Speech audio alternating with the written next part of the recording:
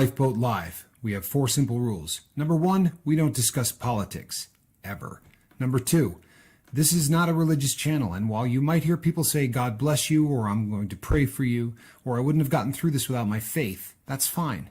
What's not fine is to say, my God is better than your God, or here's why you're not getting into heaven. It's not going to fly. Number 3, we believe wholeheartedly if you can't control your tongue, then you can't control your life. So while on board, there's not going to be any cursing in the live chat, period. And number 4, there is no room for mean people on the lifeboat. Because we discuss very sensitive things from people's past in our group setting, we got to protect those people.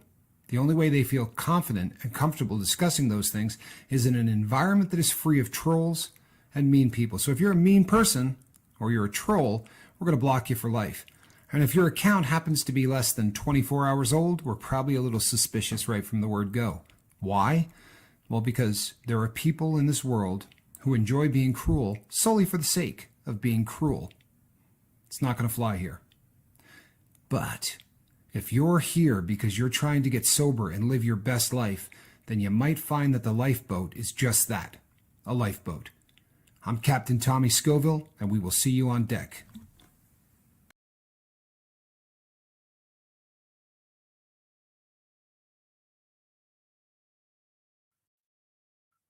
Hey everybody, I'm Captain Tommy Scoville, and you are on the lifeboat. People, this is going to be a fun one. I've been looking forward to this one for a long time, and we've finally got it put together. You know that right now we're currently doing a program where it's getting to know the crew. Obviously, we're all in the same boat, and by that I mean everybody is suffering from one form of addiction or another, or has been at one point in their life and is now working through it. And it's fascinating how many different ways we all get to the exact same point. And one of the best things that we've done so far on the lifeboat, and the thing that we get the most positive response on, is when we take people that you've already gotten to know in the live chat, people that you've communicated with in group, and give you a chance to see them and hear their story. And you know what? Some of them you get really excited for. If you're sitting in this chair, there are some that you really get fired up for because the story is going to be good, and certain people really communicate well. You know what I mean? And the tonight's guest is one of those. He's a guy that communicates well, and I always love his take. Even when he doesn't agree with me, I love his take because he does a tremendous job of articulating it. And that's, for a guy sitting in my chair, that's the dream. So tonight we have Niall. Niall is going to come in here and tell us his story. Niall, I am so happy that you're here, man. I really do appreciate this. How are you? I'm great, Tommy, and I want to say off the bat that I am very honored in your trust in me, because we don't know each other a long time, and I don't take that lightly. For you to bring me on a forum like this is very, very moving to me. I will tell my story as best I can. I've always tried to be honest on this boat. I've always tried to express what I feel about my particular addiction. My take on it is not everybody's take. My journey is a strange one. I tend to come at it from an angle which is very psychological, almost spiritual in nature, and I'm just, thank you for, trusting in me to give my story. We're happy to have you. And one of the, what we really like to do is just sort of, let people tell their story. In a perfect world, I do very little interrupting. It's in a perfect world, it's just an opportunity for people to hear exactly how you got where you're going. And usually I launch it with a question. Obviously, I think everybody here knows that, your substance of choice was alcohol. So, knowing that, walk us through it. Let us know what happened. Okay, well, alcohol was not just alcohol. Alcohol to me was almost like a possession. That's the only way I can describe it. But before I get to that point where alcohol possessed me, and literally took over my entire life, my way of thinking, my way of interacting with people, my love, yeah, my compassion, my empathy. Before that, um, I would be, as a child, um, I would be one of these people you would describe as a fantasist. I have to give a little bit of background to my childhood, which is, I feel, is vitally important to any alcoholics out there. Maybe it also applies to other addictions, but certainly in my experience, this is what happened to me. I grew up in a kind of a upper middle class background. My father was a civil engineer, very highly paid, um, very successful. We spent much of, I have one older sister. My sister is 1 year older than me. I'm 53, she's 54 now. But we ended up, he used to get uh, various contracts to go abroad as a civil engineer, basically to build the waterworks, the sewer systems underneath the landscape wherever he was sent.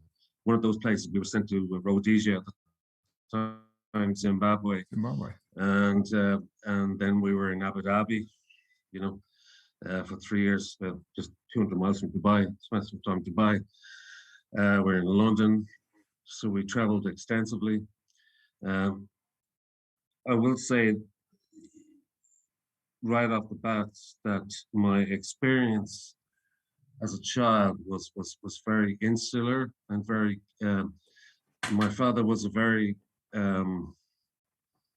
narcissistic personality and emotionally unavailable most of the time, and we got flung all around the planet, you know, to various situations which, you know, we weren't really prepared for as children. Myself and my sister, we ended up actually, you know, in an American base in Abu Dhabi. We got taught in an English school. There was an English school there with people from all over Scandinavia. It's the most, we got the best of education. We also ended up in an American school, which is populated by the kids of the, you know, the crew members of the base, based out of Abu Dhabi on the Emirates. So I had a very extensive education, which was kind of put me in good stead. But I was the fantasist, you know. I was one of I, I was one of these people who I didn't know what I wanted to be, only who I imagined I would be, you know. And I remember that the first time I listened to music, because I'm a huge music fan, and this is when it started, but it's only in retrospect I realized this is when it started. I used to listen to music on headphones, and I had cousins back in Ireland, because I'm a big heavy metal fan, and they sent me the first Tin Lizzy album on vinyl all the way over to Saudi. I was 9 years old, and I put it on headphones, and I was like, wow, this is incredible. But I wasn't listening to the music. I was the music. I was the guy on the stage, you know. I was the guy playing the guitar.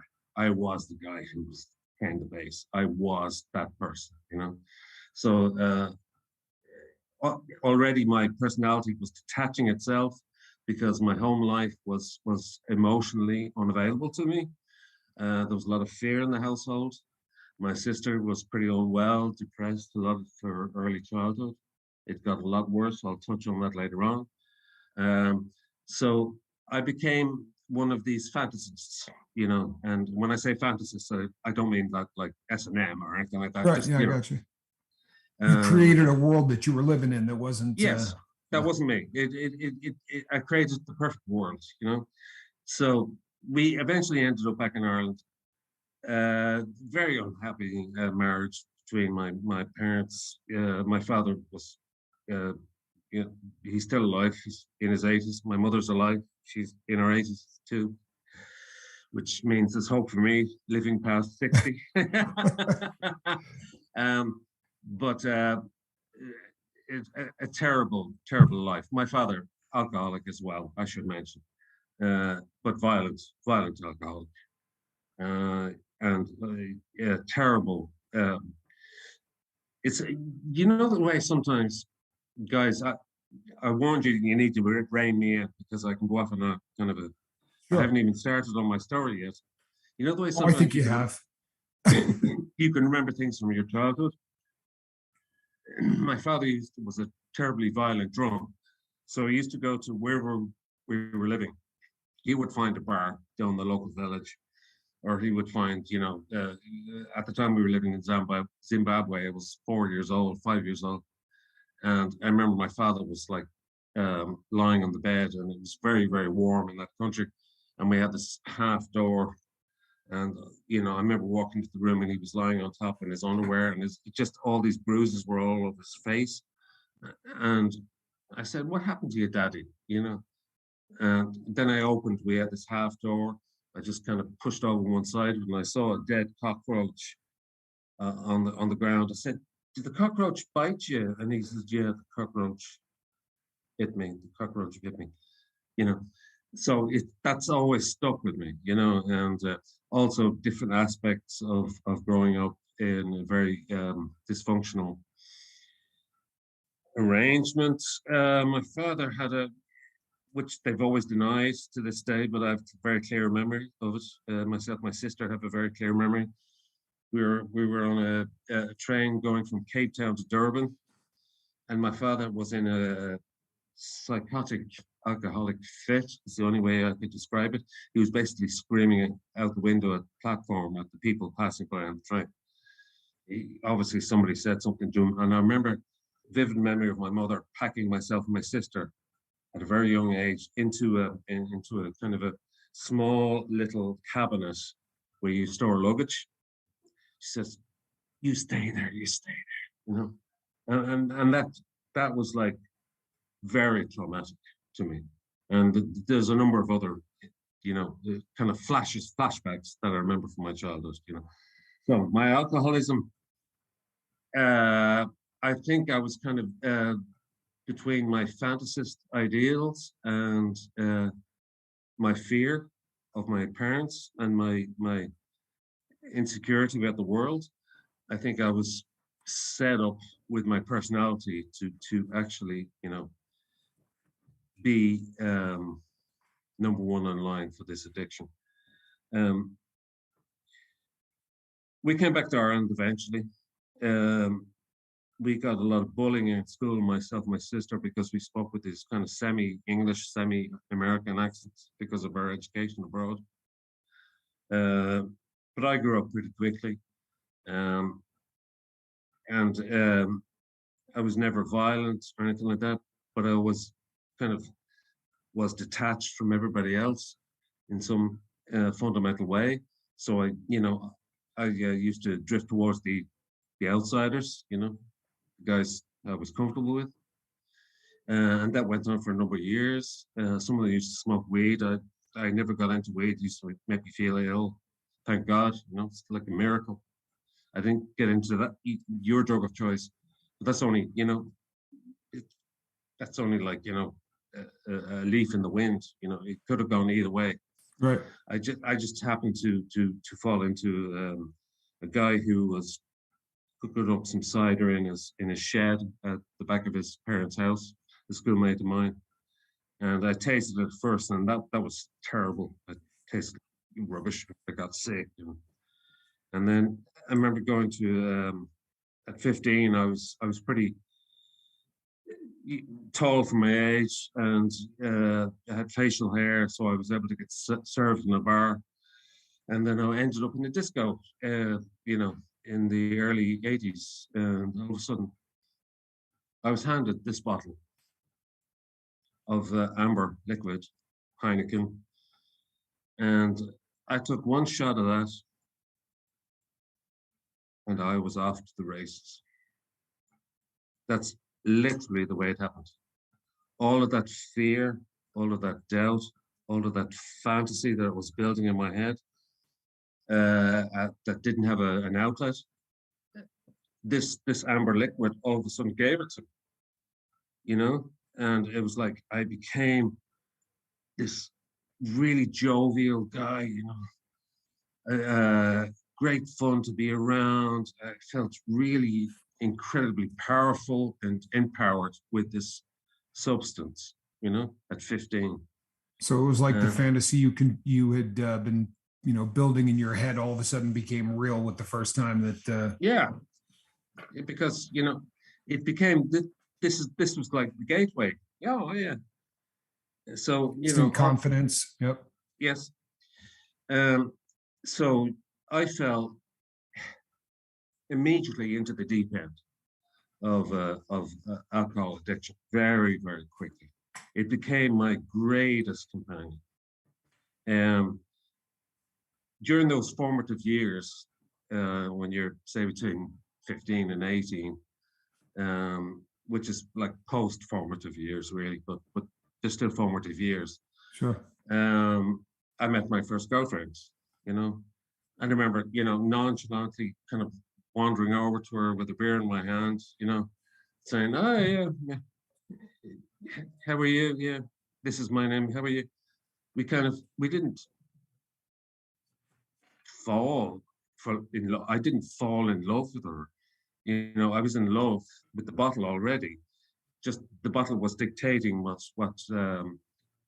my next step would be Yep. because I had the confidence to actually express it. So, and she was a beautiful girl, the most fantastic, stunningly beautiful girl. We went out together for 7 years, and I started to really hit the bottle then after that.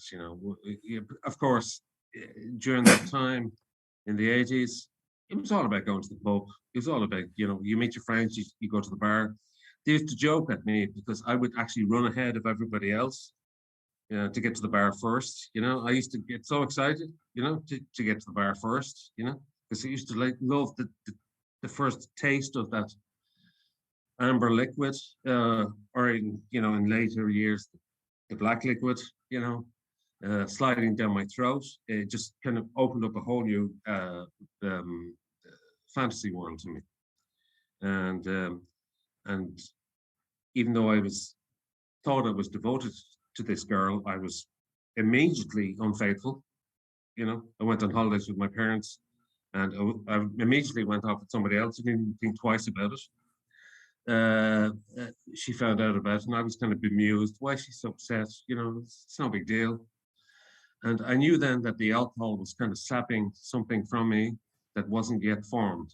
And what that was my capacity to love another human being. So alcohol had replaced that, at that stage, even at that stage. And it only got worse from there. Eventually, we got engaged, we married. I was roaming around. I just wanted more excitement. I wanted to drink more. I wanted to be at the center of things. I wanted to be this party guy. I wanted to be this cool dude, this rocker guy. And so, I basically left her at the altar, more or less. My first girlfriend destroyed her entire family, destroyed her. And I walked away like, what the hell? Wasn't for me. King alcohol was in the room. King Right. alcohol had to control me, and the power of King alcohol was so. The way you've often talked, Tommy, about your emotional, your ability to emotionally kind of progress is kind of stunted Yeah. from the first time that you take your particular drug of choice. Yeah, so I went on from then. Emotionally, I was a basket case. I didn't know the word love. Yeah, I was into, getting together, whatever, physically and stuff like that. But I never knew the word commitment or loyalty, you know, or betrayal. Yeah, those words were not in my vocabulary. So I continued to drink extremely heavily as time went on, more heavily than ever. Um, in fact, I ended up in outrageously ridiculous situations very, very quickly. in the 90s. You know, I had a good job, worked as a graphic designer in Dublin City, very respectable job as an artist, putting together what was called the golden pages in those days. We don't have them anymore because now it's all digital, but we, you know, the big book of ads, the yellow pages, you Yeah. guys call it, I think. Yeah, yeah. Yeah. Thrifty So nickel, I think we call it. yeah, here. yeah. And there was a series of nightclubs, a bit like Times Square, just down the road. You know, it's like 10 nightclubs in a row that opened, you know, at 10 at night, and they stayed open at 6 in the morning. So you know, I got into the habit of going to these nightclubs after work, while going to a pub after work, and just saying I'll have one drink because I didn't want to go home. I was still living with my parents at the time, but as soon as I had that one drink, I just became this kind of maddened mania. I just wanted experience, you know. I just wanted to meet people, you know. So I would end up, you know, drinking all night in a bar and then going to these strip clubs and drinking until 6 in the morning, going home, having a slice of toast and going to work, you know.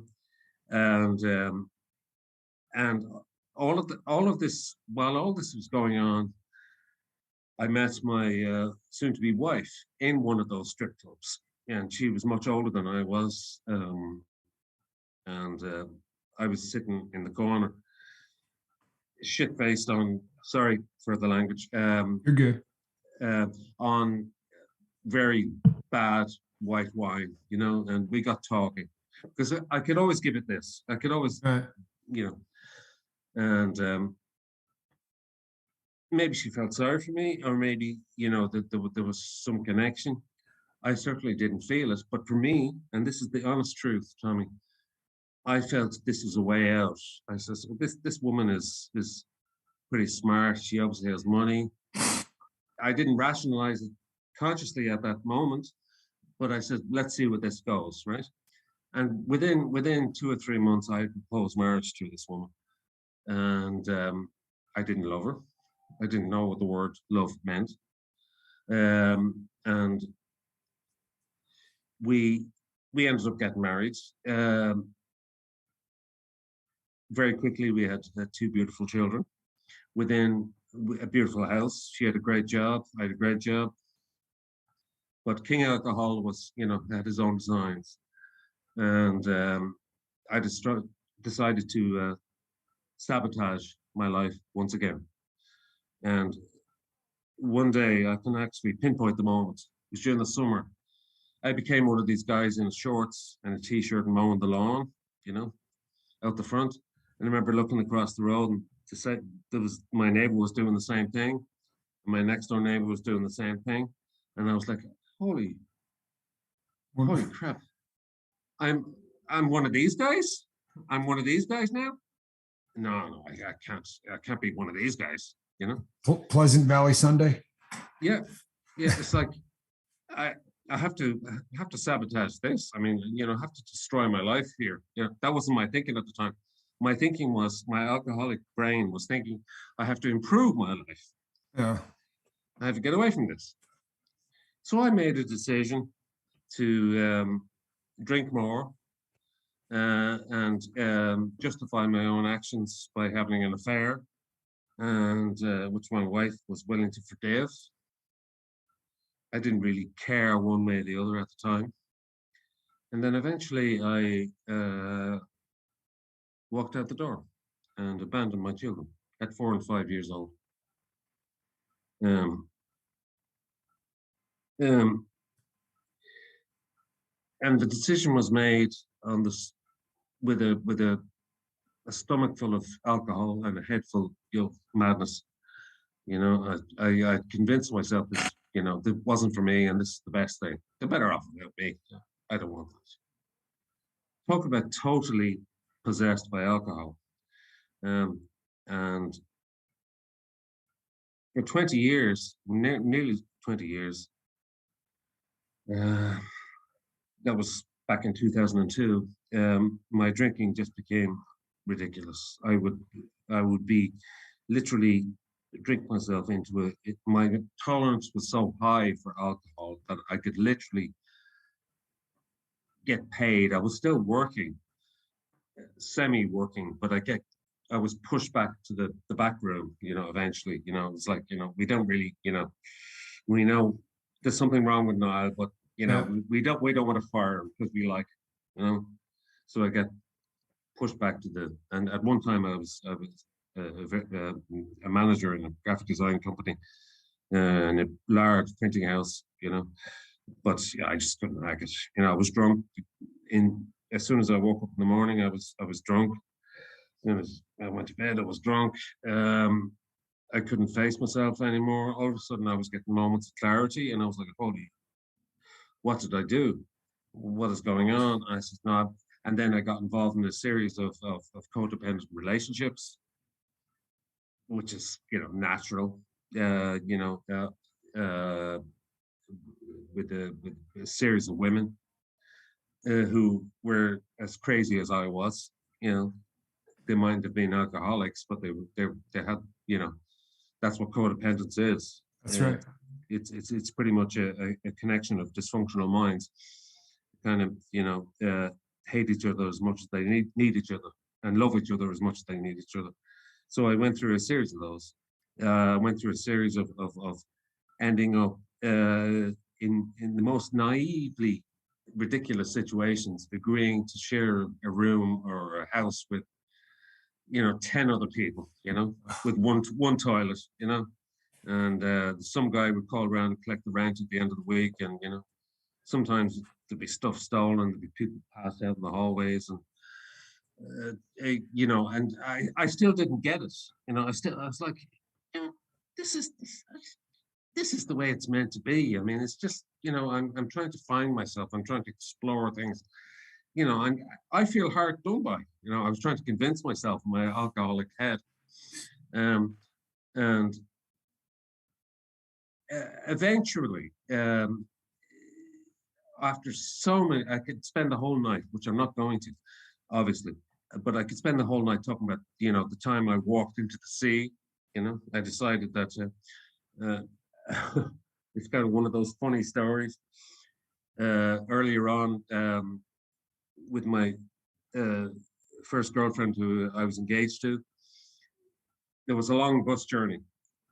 We have to get the last bus at 11:30 that would bring me home. That's 20 miles away, along the coast, um, along the east coast of Ireland, and it would take about 45 minutes. But if you missed that bus, that was it. There was no more bus, Right. until 8 o'clock the following morning. But I knew there was a nightclub halfway halfway through the journey, right? I used to pass it every night. I'd be like, and we had been to the pub already, and I was well drunk at this stage. But I used to say, I want more. And I passed by this nightclub with the flashing lights, I said, I want to go in there. And one night I just got off the bus, and went into the nightclub. The bus went off. I was stranded. I couldn't go back. I couldn't go forward. Got in there and got so drunk. It was just incredible. But I was still trying to act like I was in control of my drinking, got it all together. Uh, Ended up falling out of that place at 3 o'clock in the morning, and says, this hasn't worked out the way I wanted it to work out, So I ended up walking down to the ocean, and I said, I think I think I'll go for a swim. This is the alcoholic mind in full flight. So I ended up kind of wading into the sea, and I was a goth, right? So I had this big long black coat and these big heavy boots, and I kind of waded halfway up to the sea, and in a strange kind of way, I wasn't frightened of the sea. It was almost welcoming, It was, but in the end, I said, uh, uh, I don't really want to drown. So I dragged myself out of the sea, and I walked like 6 miles back to my girlfriend's house. And I ended up knocking at the door at like 6 in the morning, and her father answered. And I was there like, and I decided that my explanation would be that I got into a fight. So I I picked up some rocks and bashed myself over the head with a Oh, couple of Lord. rocks. I said, look what happened to me. A couple of guys in the bus, they dragged me off the bus and they beat the crap out of me and left me on the side of the road.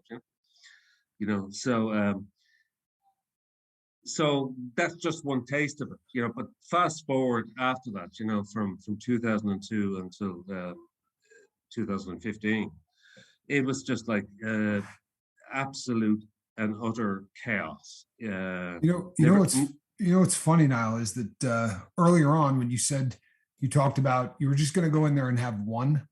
You were always going to. I had done an interview with another guy who said to me that in his entire career of alcoholism, he always only had one, because after having that first one, it was the drink that had the second one, and it was the second drink that had the third one. He said he never once made a conscious decision. He said after that first one, the control was so out of my life that when that first one touched my lip, it was making the decisions for the rest of the night. If I drank again, if I went to the bathroom, if I walked into the ocean, so all in a bets are weird off. way, you did have one. Yeah, all bets are off. Yeah. All bets. I mean, literally, all bets are off. And eventually, I ended up in a horrific situation where I was, as I told you, I was sharing. I got, moved into houses of known criminals. I didn't know there were criminals, and I'd be sleeping in a room, and all of a sudden, the police would raid the place looking for some guy, and I'd have to get thrown out, and ended back up with my family once or twice. But somehow I survived that, crashing cars, drink driving. I mean, I have to tell the story of the most frightening aspect of drink driving, which I've ever experienced in my entire life. I used to, drink drive regularly, absolutely high as a kite. Woo! This one particular day, it was like a Saturday afternoon during the summer. I think it was around 2004. I was living in this hovel with a bunch of people, and I had this clapped out car. But I went down to get more booze, obviously, from the liquor store at 3 o'clock in the afternoon, bright summer's day. And I went around this roundabout to the left, I suppose to the right. And there was a woman coming down, I forget it, with a baby in a pram and a toddler in her holding her hand. And I went round the roundabout. I didn't go round it. I went kind of straight across it and onto the pavement, up onto the pavement, blew out the front tire, and went straight toward this woman and her toddler and her baby, and came down off the path at the last second. Right. And I looked in the rearview mirror and I kind of said, "Oh, okay, that's pretty, And I was driving on a flat tire at this stage, so it was like, but I continued to the liquor store, pulled up outside, didn't give a thought to this woman. She actually had to pull the handles of her pram, and God knows what the horror. But that's not the end of the story. I went to the liquor store, filled up my car, and drove back on a flat tire, all the way back to the, In 2015, eventually, I started to go to AA meetings. So I was like, I'm going to die. This is insanity. My biggest fear is that I would end up incarcerated or something like that, or I would do something in a blackout to really hurt somebody. I wasn't driving at that stage. That car was probably my last car. I just got rid of it and sold it for scrap and drank it. I ended up in AA. AA was good for me. How are we doing for time, by the way? We're good. We're good. Okay. I ended up in AA. It kind of was an important turning point in that it introduced me to the powerlessness. Do you remember, just real briefly, do you remember what was because you've talked about some heavy, heavy stuff that just about anybody might have said, you know what, this is probably the time I need to get a good look at my life. What was the straw that got you to walk into AA if none of those things did? Well, I kind of felt my life was over. I kind of felt that I was down, and during that period, before I went to AA, just before I went to AA, I had an experience which kind of made me think. Um, I was so messed up in my mind that I met somebody at a party who decided to introduce me to the black arts. They'll sort you out. Don't worry about Yeah. it. Um, so I joined this occult group, the Left Hand Path, and I went to this party, and I got introduced to certain people, and I thought this is great. Free champagne, free drink, champagne. Remember the early stories about champagne? Yeah, but free champagne at the door, and it was pretty low key. It wasn't really heavy, but there was some ritual kind of sexual stuff going on in the room, and there was people in robes. I actually thought it was kind of laughable. But then I looked around at the people I was with, and I looked into their eyes, and all I saw was a void. You know, they were laughing, they were talking to me, but I just saw a complete void Yeah. in their eyes, and it scared the hell out of me. It scared the hell out of me because I didn't want to be that empty vessel that I knew that they were, and that foray into that area, I thought would lead me on another path. All it was going to lead me on was into further madness and death. You know, and looking into the eyes of the people who were involved, I knew that I was damned. And that's where the spiritual aspect came in, and that's when I just begged for help from AA. All right. That didn't work either for a number of years. I was in and out. I mean, in and out. I was argumentative. I didn't like the slogans. I didn't like the pontification. That I felt like was being patronized. Yeah, I went to a very kind of frontline group in a very hardcore kind of group, and eventually, after being in and out, and I had a sponsor for a while, went through the steps. I said, I can't take this stuff seriously. It's so cheesy. It's so corny. It was written in 1939. It's ridiculous. What are you talking about? God. But this is how empty I was. This is how alcohol had completely. I hope I'm getting this point across. Yeah. I really do. Alcohol had completely enveloped me, my personality, my entire. It destroyed everything in my wake. It was like during World War II when the Russians used to burn everything in the path. Everything, just burn everything behind you. It almost burn it sounds all. like you got to the point where you were the alcohol. There was nothing, outside of that. And this is not unique. This is for a lot of addicts, but you remove the booze out of the scene. You have no clue who you are. You have no idea because that's been what defined you. Just listening to the dates, talking about a long period of time of drinking like that.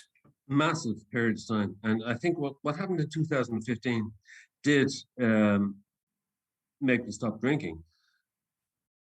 Not because I had to, because I just wanted to. Because what happened was that I ended up in a rehab center, and not one of these swanky rehab centers. Like this is one of these rehab centers run by the Catholic Church. That's like it's pretty much like going to a gulag. It's right. like you get shoved into a dormitory and it's freezing cold, and here's a piece of bread. Stop drinking. Yeah, exactly. And you don't get detox. You just put on your pajamas and they throw you into a room and just climb the walls for 2 weeks or a week or whatever.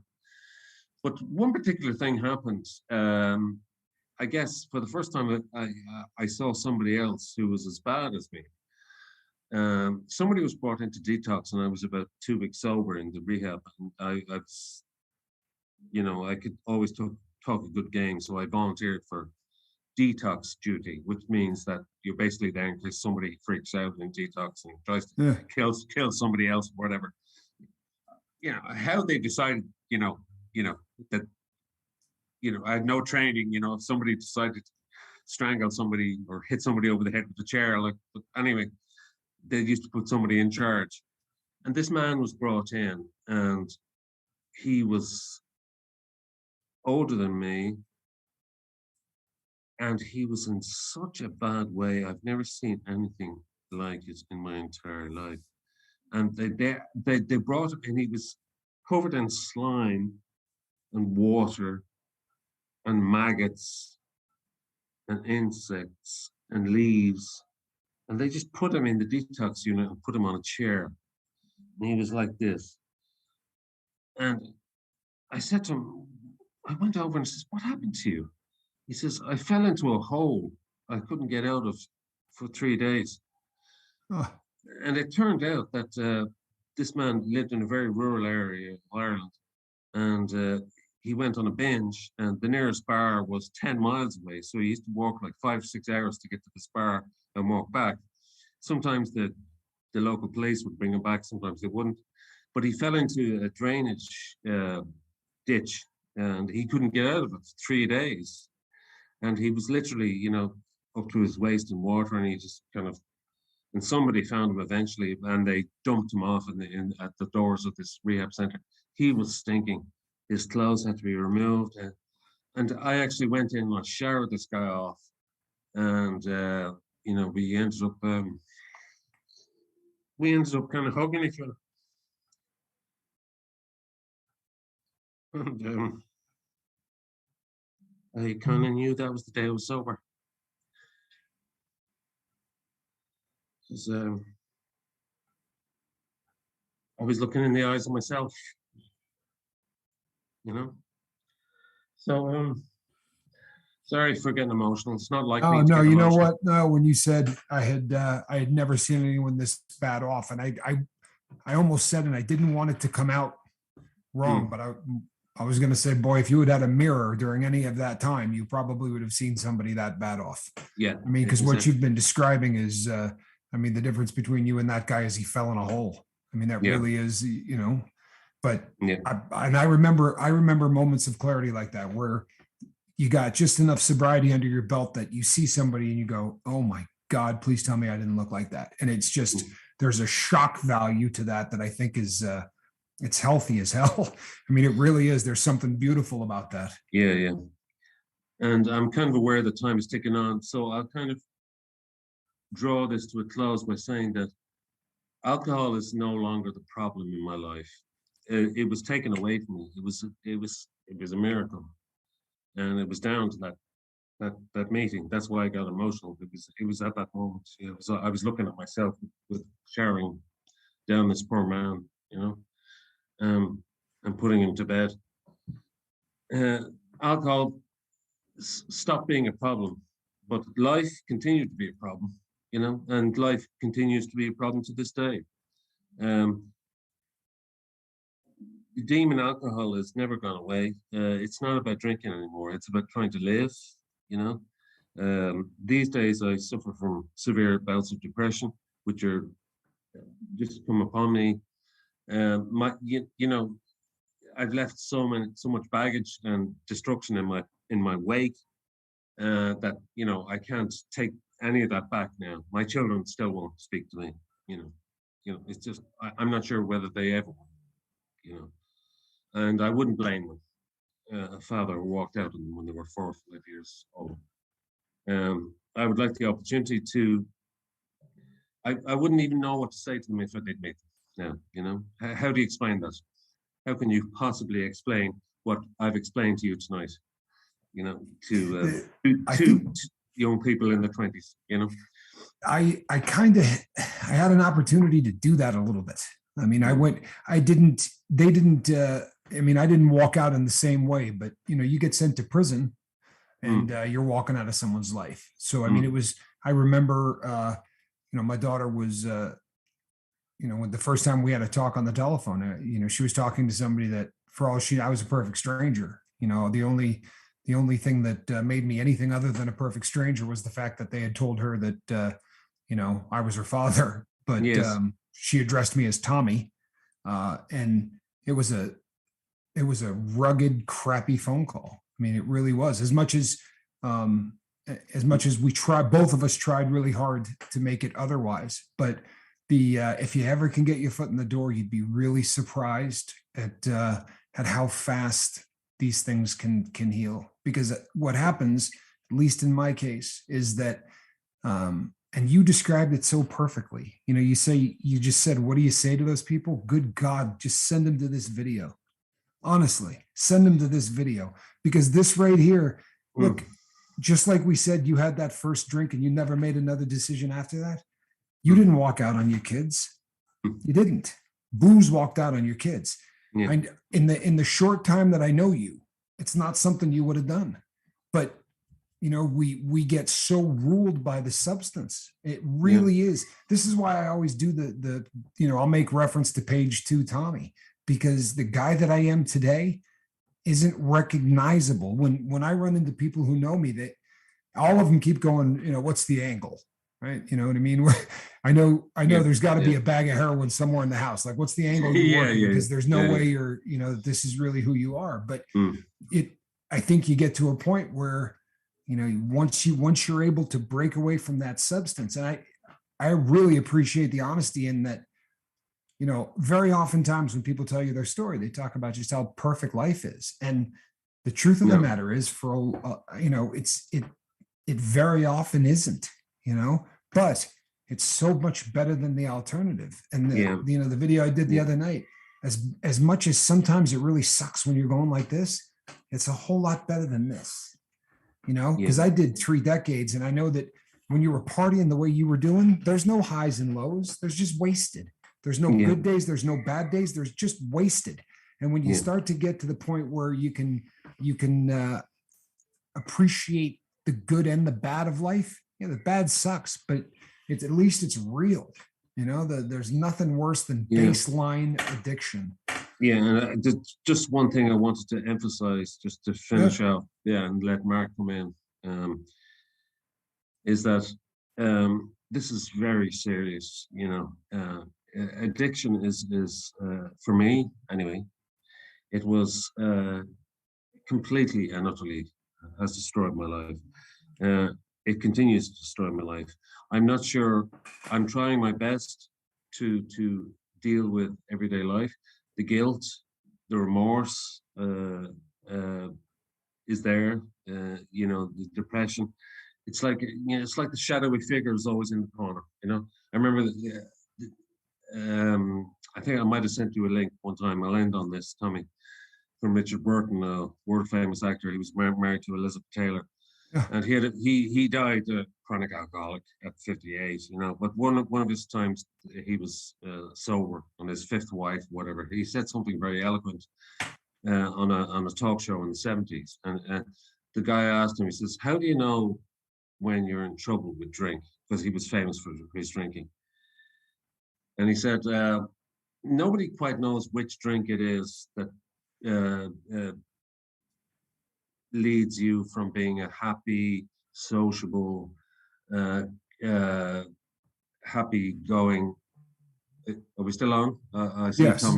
Tommy's iPad says, okay. Okay. Yeah, cool, yeah.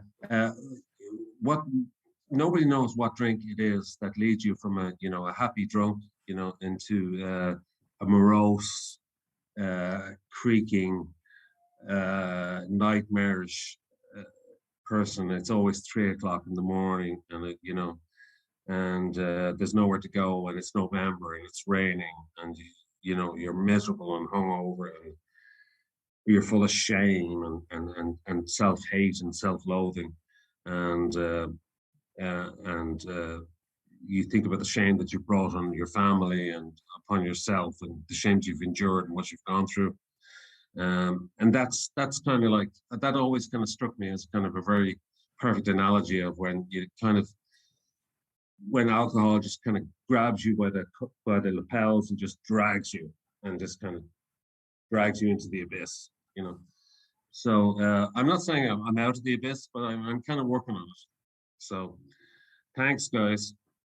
Well, I'll tell you something else, Niall, that I want to make sure that I end this with from my end of this and my perspective. The day that you took that guy in and you helped him shower up and put him in bed, it means the world to me that you're still doing that, because in the short time that you've been on this boat, there are a lot of people that you've been washing off and helping to get into bed. And it, I think for a lot of us, for me, it's how I have created meaning in a life that didn't have any, because I wasted so much time in my life that now having the ability to help somebody that won't end up like me is actually given meaning and purpose to my life in a way that nothing else has. And if you knew the number of people, one of the reasons that I was so excited to do this interview is because the number of people that have sent me direct messages and emails and everything else that said, I can't tell you how much Niall has helped me. There are a lot of people. That's so kind. Well, no, I'm just telling you the gospel truth. These are things that people send me. And there's a lot of people on this boat who are loving and kind to one another. In fact, I believe everybody is. But when you go through this stuff, there's a certain amount of insight that we all gather. And it's something that for some of us, we either have the ability to bleed that back out or we don't. And I can sit on this thing and I can talk for an hour, because for me, I can bleed it back out. There are people that can't, and they struggle in a completely different way. But for those of us who can do this, if we do it and help other people in the process, it creates something. And you have that. I mean, you have it in spades. And it means the world to me that you have sort of assimilated into the boat at the level that you have, because not just the fact that you're helping everybody, but it also, there have been times where it literally just took a weight off me. I don't remember if I was in a chat or where exactly I was, but I was having one of those days and I looked and it said, don't worry about it. I got this. For real. And there are very few people, and I'm not busting anybody's chops, but there aren't too many people on the boat that I would have been, all right, cool. And go and do my thing. But I felt like the situation was in good hands. And that's, for a guy sitting here in this chair, that's a very big deal. And I really appreciate you coming on and being as honest as you are. I hope, I certainly hope that this was not taken as a downer. No. But it's very much a reality check of the reality of addiction. That's what I really wanted to get across. It's a horrific illness, and it will destroy your life. There is hope, but if you went for as long as I did, it's going to take a while to get back to home base. Well, the substance that I hate talking about more than any others is alcohol. And the reason that I hate it is because the individuals who beat alcohol will tell you 45 minutes of the funniest, happiest stories you've ever heard in your life, and then get to the end and go, but that was awful and I should have never done it.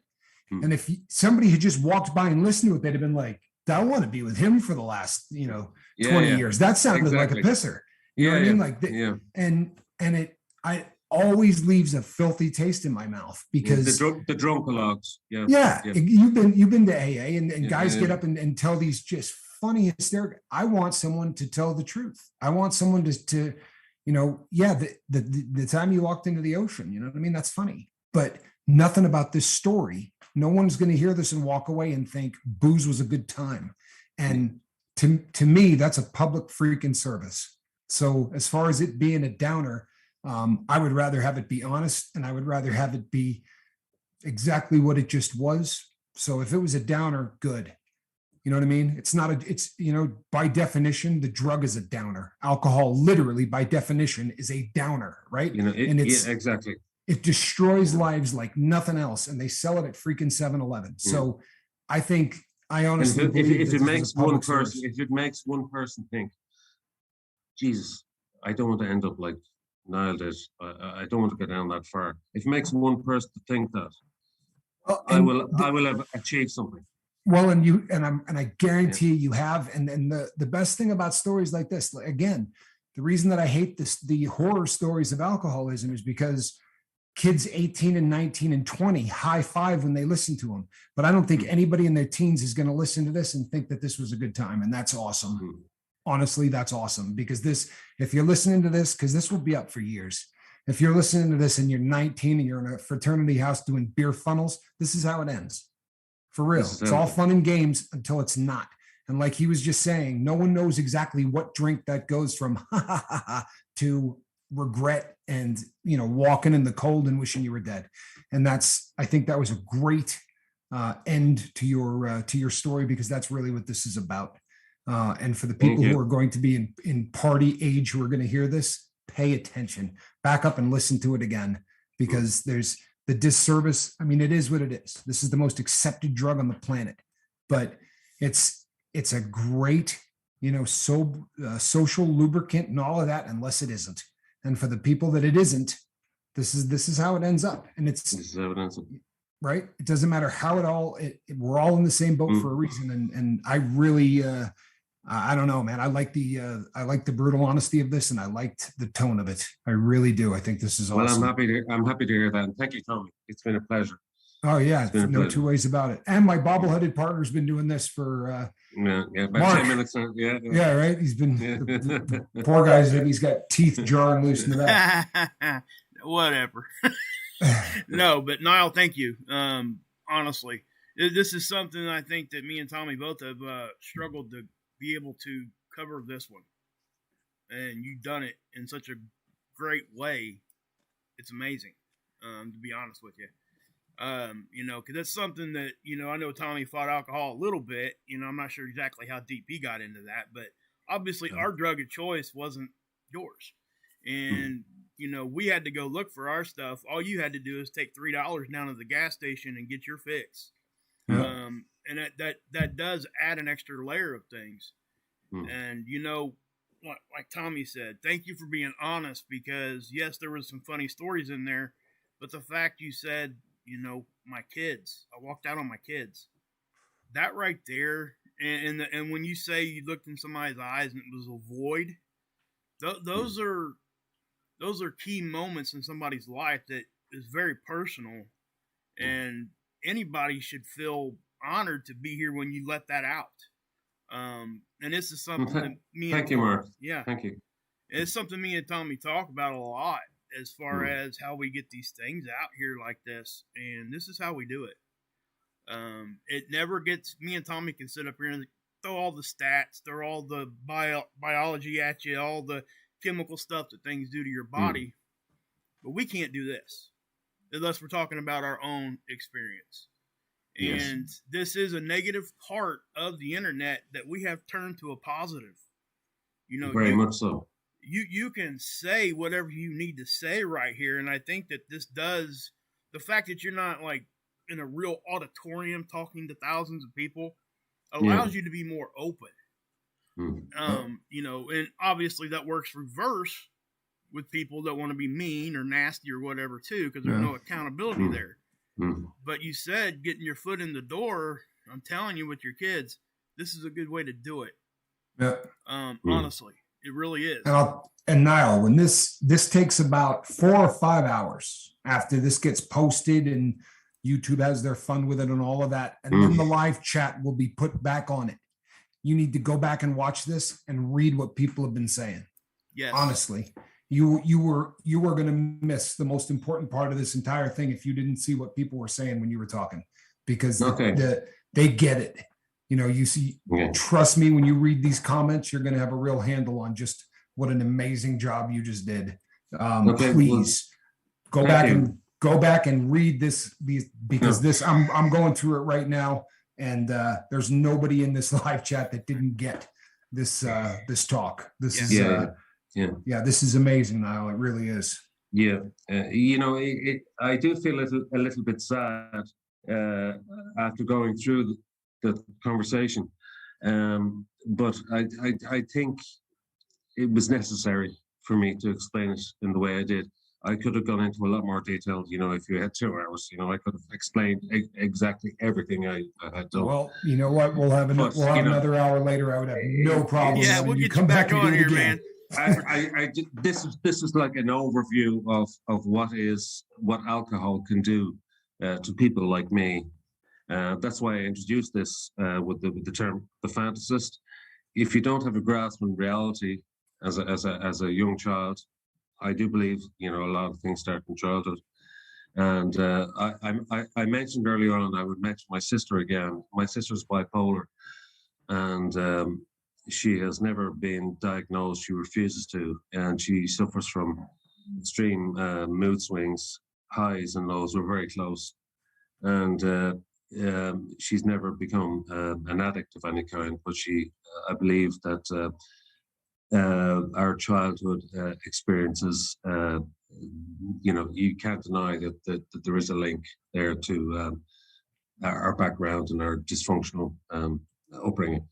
No question. So, you know, and my sister, unfortunately, she refuses to get help for her bipolar. But no matter how many times I tell her, you know, she will refuse to talk about it, and she will actually refuse to mention even my father's name. So anyway, that's how serious it is, guys. That's how serious the addiction is, you know. But you know, I love this boat. I love this crew. I've gotten to know people very well on this crew. A couple of people very well. Shout out to Joe. Hope she's doing okay. And Raven, people like that. So many people. Beautiful crowd, and who always look for me when I haven't been around for a few days. And I appreciate that you guys put your trust enough in me to bring me on impromptu in a situation like this. You know, and Well, trust and me. I hope we'll do it again. Yeah, absolutely, anytime. For real. Yep, you have an open invitation, because this was absolutely amazing. And there's no way I can thank you enough. And Okay. we have hit the top of the hour, so we're going to wrap this up so that they keep it under the ugly 1 hour, that they don't push it out if it gets too long. And I would like people to see this. Everybody, do us a favor and share this video. Share it on every platform. This is another one that needs to get out there. People need to see this. Share this to everybody you know. This was amazing. Niall, thank you so much. No problem. Tomorrow night, we will be back here at the exact same time on the same Bat channel. Between now and then, reach out and try to save somebody. It's what we do. I am Captain Tommy Scoville, and on the other side of the glass, Mark Wages. all right, everybody, good evening.